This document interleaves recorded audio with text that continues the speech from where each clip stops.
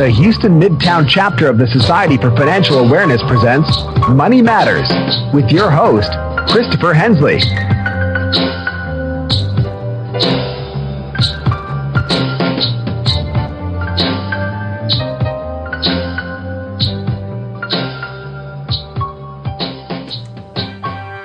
Good morning, everybody. You're listening to Money Matters on KPFT Houston. I'm Chris Hensley. The time is now 10 a.m. Got a great show lined up for you today.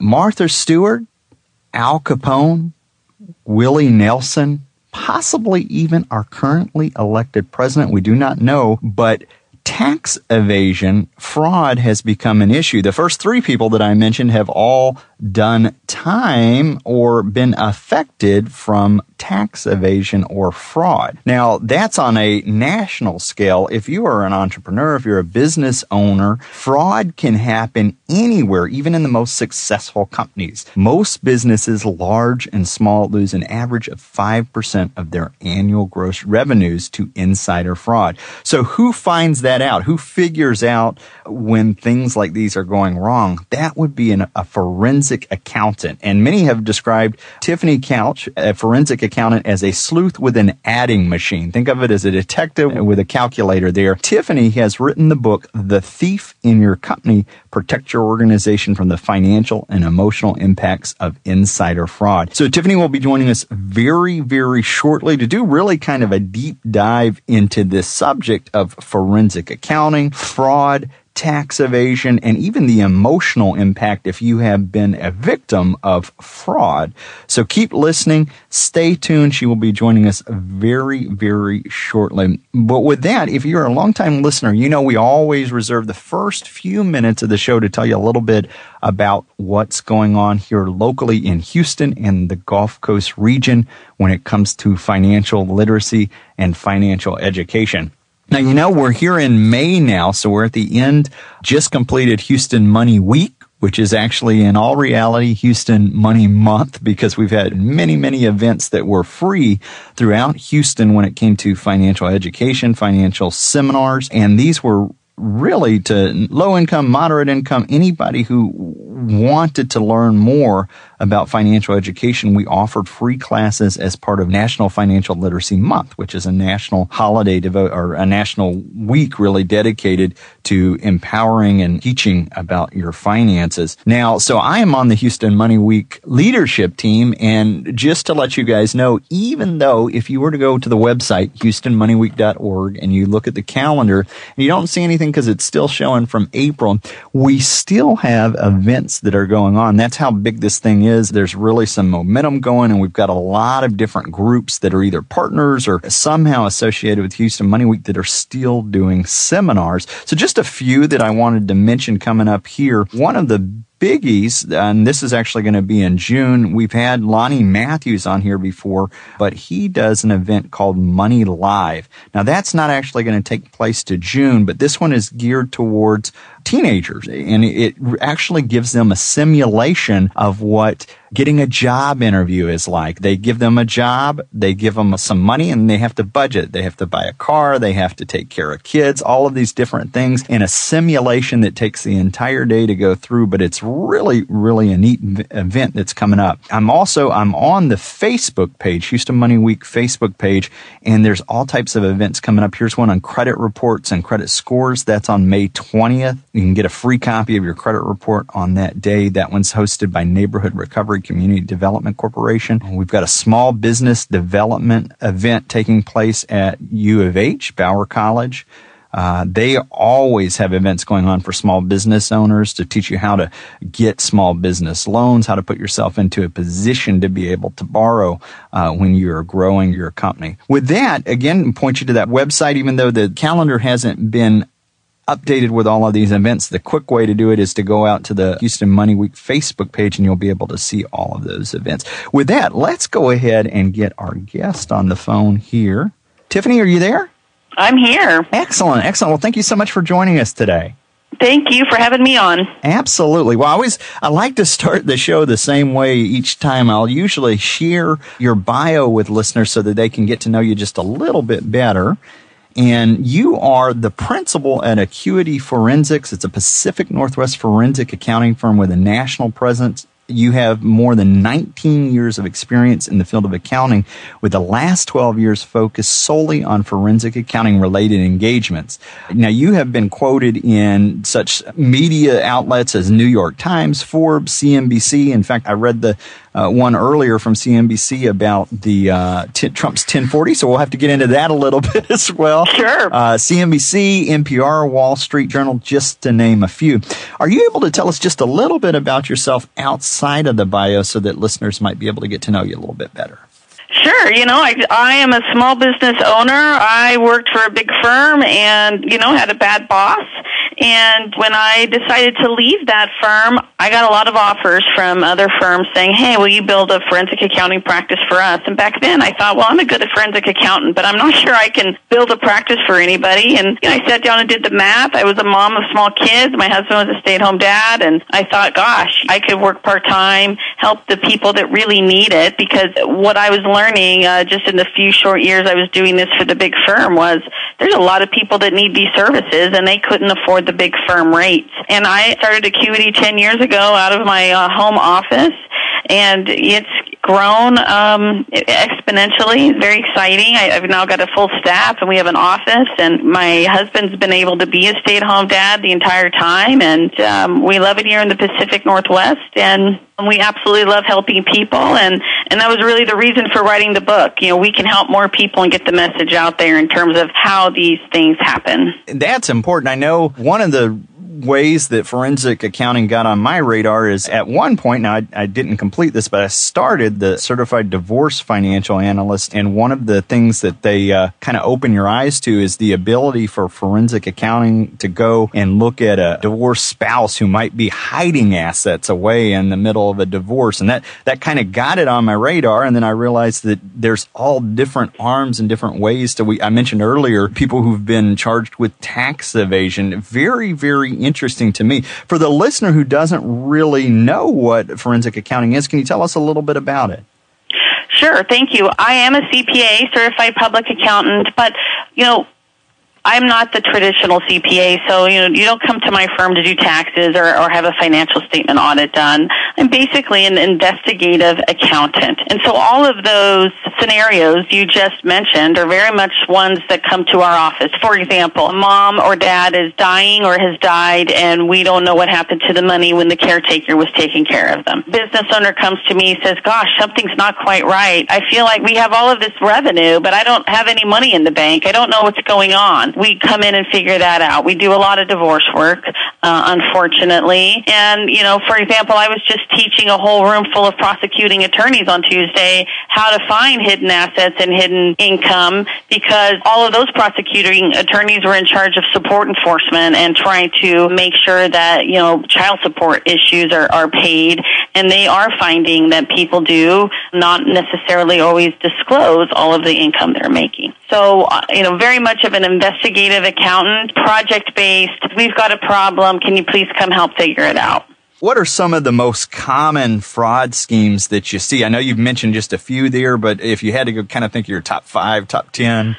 Oh, gosh. So the number one way fraud occurs, and I'm getting this not only from my own practice, but also the Association of Certified Fraud Examiners, and they're there in Austin, Texas. And they are a whole professional organization just designed solely for fraud examiners. The number one way fraud occurs is what we call a fraudulent disbursement scheme. So your money is in your bank account, whether you are an individual or you are a business or a nonprofit. Money's in your bank account. It has made it there. And somebody is taking that money and either writing checks to themselves, paying themselves more payroll, maybe using the debit card inappropriately, or using the credit card inappropriately and paying that.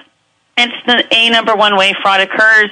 It typically has a loss of over 100. Usually the median loss there is about $150,000 by the time it's uncovered. And the most heartbreaking thing is that it's the easiest fraud to uncover, because it's all gone right through your bank account. It's all right there through the bank statements, the canceled checks, and it is absolutely heartbreaking that so many people, so many clients, so many businesses don't take the time to just look at the bank statements and cancel checks every month when they get returned from the bank, because it's the number one way fraud is perpetrated, but it's also the number one easiest to uncover if we just had a very simple, proper, review at the end of each month. I know we're on the radio, so people can't see this, but when you said $150,000, smoke came out of my ears. It's like, that's a lot. Oh, and that's small. I mean, I deal with a lot of small business. Wow. I deal with a lot of small business, and I also have clients that are publicly traded clients. So I run the gamut. And I can't tell you how many times these fraudulent disbursement schemes have literally wiped out a company, and they're usually much more in excess of $150,000 by the time somebody's called me. So that's just the median. Am I right to assume that these fraudulent disbursements, often these are people that you've authorized on the account in some way they were able to do that? Is that right? So more often than not, there are the accounts payable clerk or the bookkeeper or an accountant in charge who does have either access to the check stock or the bank accounts, or sometimes they are authorized, meaning they are able to sign, but they're signing checks that are obviously not for the benefit of the individual or for the organization. But I can't tell you how many times we've seen these people just forge checks. One of my first cases was a gal. She got caught writing a $2,200 check to her credit card. She did what all fraudsters do. They caught her doing this.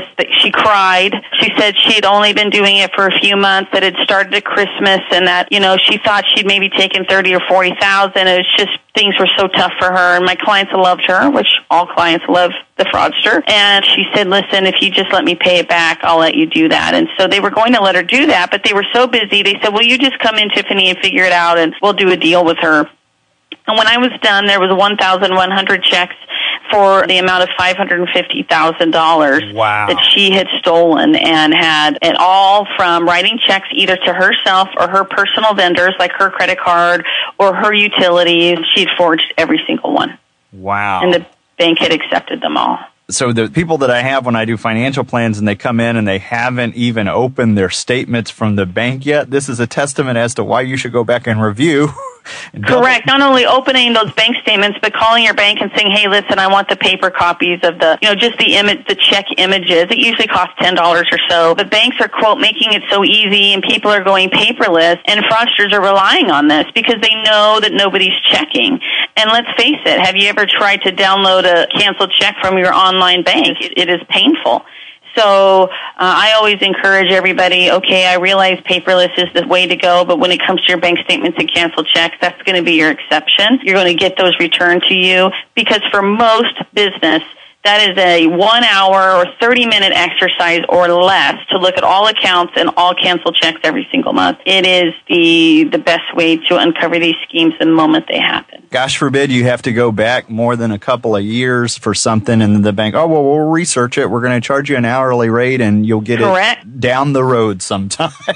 Correct. Besides the fraudulent disbursement schemes, what else would be on that top 5 types of fraud that you see come in? Sure. The other would be money coming in the door. And it doesn't matter whether it's coming in via cash or coming in via check. Is the money coming in the door making it to the bank?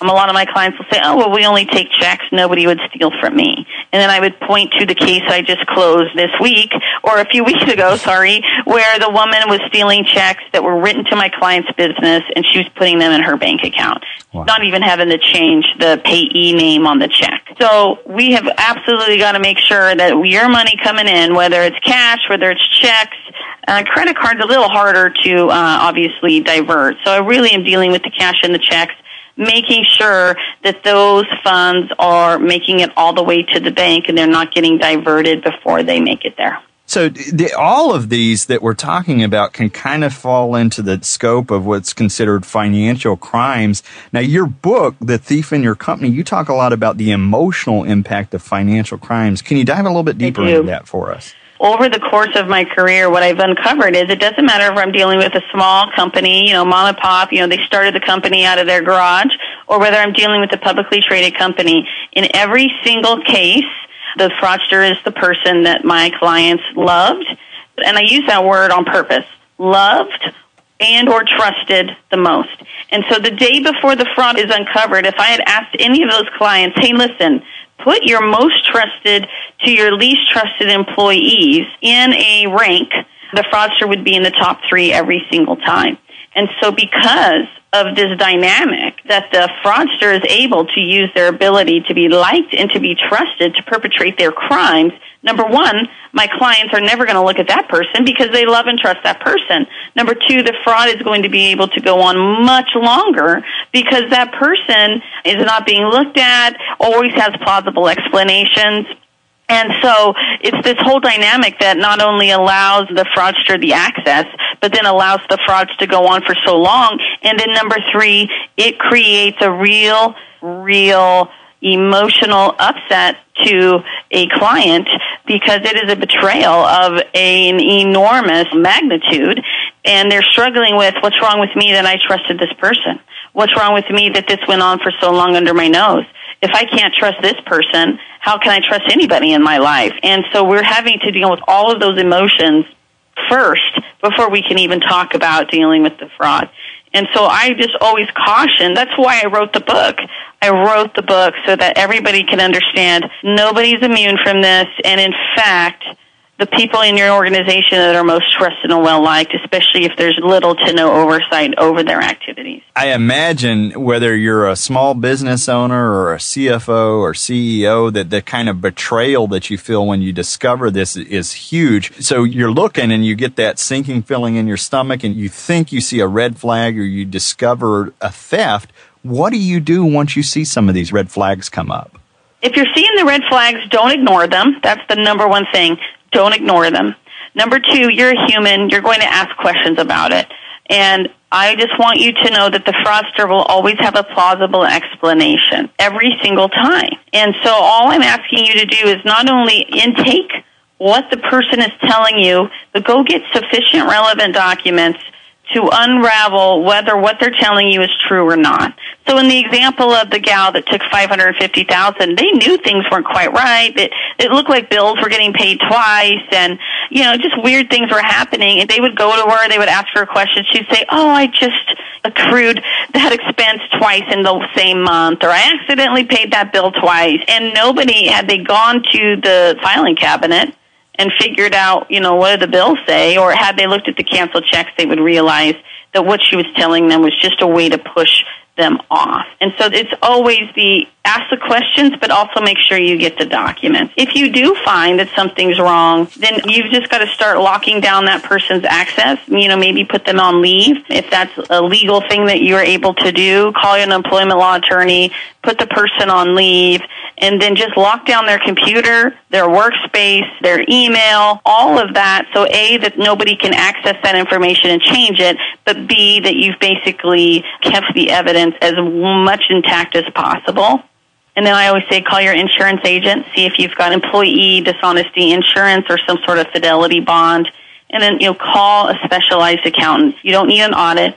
And it's not an audit type of situation. And unbeknownst to most, we accountants, we're just like doctors and lawyers. If you had a heart problem, you're not going to probably go to an ear, nose, throat doctor. You're going to go to a cardiologist. If you've got a criminal issue, you're not going to go to a real estate lawyer. So it's the same thing with an accountant. Tax accountants have a purpose, and auditing type of accountants have a purpose, but you really need a specialized forensic accountant who understands the nature of these cases, how to collect the evidence, and how to put a case together. So that's quite a bit. Let me kind of repeat back some of the stuff that you just said here. One of the things you said was to get in touch with an insurance agent to make sure that whether you have insurance that might cover some of the employee theft or something like that. You also talked about getting sufficient documents to validate and then working with a specialized accountant, somebody who knows forensic accounting. I think that's one of the things that drew me to, or what makes forensic accounting so interesting to me, is that when this stuff happens, there's always a story or somebody who can speak really well, and there's this, that, or the other, but all of this stuff can be validated and verified through documents. So going back and, somebody will tell you XYZ, you can go back and take a look. And if it doesn't jive, then if it doesn't look right on paper, there's so much you can tell from tax returns, bank statements, all of that stuff. In fact, I want to pivot just a little bit because one of the articles that you were quoted in was, and I'd hate to avoid this, and while I have you on the air here because it's topical, there was an article that came out by CNBC, and it was about Trump's 1040. When that was released, I think that was back in March when somebody had leaked the first couple pages of an old 1040. Could you go over what some of your thoughts are on that from a forensic accounting perspective? Sure. So I've got lots of thoughts about that. First of all, the first 2 pages of anybody's tax return is really only a summary of a whole heck of a lot of information. And I can only imagine that Donald Trump's tax return has literally mounds of schedules that are attached to the top of that 1040. And so we never want to make assumptions based on a very limited amount of information. So that's number one. I mean, the impetus of that article was, well, is this really all of his income? Well, that's all of his taxable income that's reported to the IRS. My gosh, we've got all kinds of other information that one would want to ask for, whether it's the President of the United States or a client they're working for or, a company they're trying to invest in. There is a whole heck of a lot of other information that either can be attached to those tax returns or are contained in business financials or like bank statements that you could really start getting your arms around, well, what is somebody's really, what is their true income? And so it's just interesting in terms of, we've got these 2 pages. Well, that doesn't really tell us a whole hill of beans. It really doesn't. And there's more information out there, and it's all interesting, and I'm sure it made for great TV headlines, but it's such a very thin slice of the rest of the story. A limited view with just those 2 pages. And I think that's what's neat is even though this is a national issue of extreme importance, it's getting people interested in the idea of, well, what can you bring up with these documents? And so the idea of forensic accounting becomes the people who might not have looked at it before say, okay, well, what can we really find out? I wanted to kind of pivot back to the book, your book, The Thief in Your Company. One of the things you write about is leaving the door open for whistleblowers to report suspicious activity. Now, I know that might be for a bigger company, but can you tell us a little bit about that? So thank you for bringing that up. Remember when I said the fraudster, the thief in your company is literally the person who works for you, but they are also literally the person in your company. They are the person you trust and love the most. And I was a whistleblower once, and so I understand this dynamic. If you are working at an organization and you observe that something's not quite right, or somebody's behavior isn't quite right, or their lifestyle doesn't make sense for what you believe they make, there's really not a lot for that person to do. Number one, they can either talk to the owner or their manager, or B, they can just be quiet. And think about all of those emotions that go along with, quote, tattletaling or blowing the whistle on the person that's loved and trusted the most. They're now having to go, well, number one, is anybody going to believe me? Number two, what's going to happen tomorrow when I walk in the door after I've already done this? Number three, am I going to have a job here? Number four, am I going to be able to find a job with this kind of pay and this kind of benefits? And so all of those emotions and all of that stuff has to be overcome before a whistleblower will even think about walking to their manager's or owner's office and saying, here, listen, I've got a problem. And so I let my business clients, my nonprofit clients, everybody understand that you have got to make sure everybody knows they can come to you in confidence and that you will look into some of these things, because the number one way fraud is uncovered, 46% is by a tip, because somebody knows something. But the crevasse they have to jump over from they've got a problem or they've observed a problem to having the courage to come to you is enormous. I know. I mean, very real risk for the whistleblower. Think about on a company's level, Wells Fargo, what happened recently with them. Yeah. The culture that's going on at United Airlines. Here at Money Matters, we like to attach a dollar sign to things every once in a while. If you think about the amount of lawsuits and litigation that are going to come out of this, if somebody early on was able to come out of their comfort zone, there's risk involved, but bring it to the attention of the right people and stop it before it starts, that would save a lot of money. Very true. At a minimum, that's without putting the ethics side on it. That's just from the financial standpoint. We're kind of bumping towards the end of the show here. We've got about 3 or 4 minutes left. Is there another real life story that you might want to share with us over the years that you've seen some of this stuff that might be interesting to the listeners? Oh, God. I always say, hire me to tell stories at your annual party because it's way cheaper than to have to hire a forensic accountant. There's a few things that have always hit me. One is a client who's here local, who knows me, who heard me speak at, different local clubs, and who always said, well, I'm the exception to the rule. And he would tell me how he would get energized by my talks and go back and put internal controls around, some of the girls in the office and some of the things in the back, but he never put internal controls around Judy because Judy had been with him since the day he'd opened the doors, and she was wonderful, and all the patients loved her. And he caught Judy taking $15,000 more payroll than she was allowed to take. And I walked in there, and within a couple of days, I had a $400,000 cash skimming scheme. Wow. And so he basically, again, was very upset, crying, but said, what's wrong with me? I believed you. I thought I was the exception to the rule. I thought I was the exception to the rule. I thought I was the exception to the rule. And he just wasn't. Nobody's the exception to the rule. And that's what's so hard about that.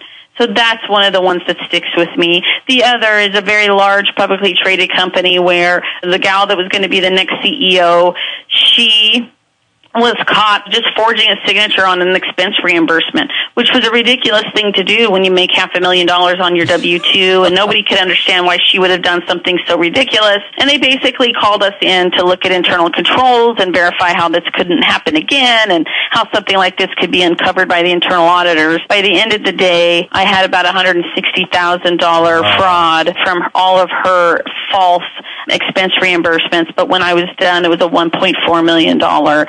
Thanks for listening to today's episode of Money Matters Podcast. If you enjoyed the show, visit us on the web at www.moneymatterspodcast.com. Drop us a line on SpeakPipe on the right-hand corner. It will receive any voicemails, questions, thoughts, concerns that you have about the show. In addition to this, we recently launched a Patreon campaign. Click on the Donate Now tab to hit the tip jar and find out what Patreon's campaign is all about.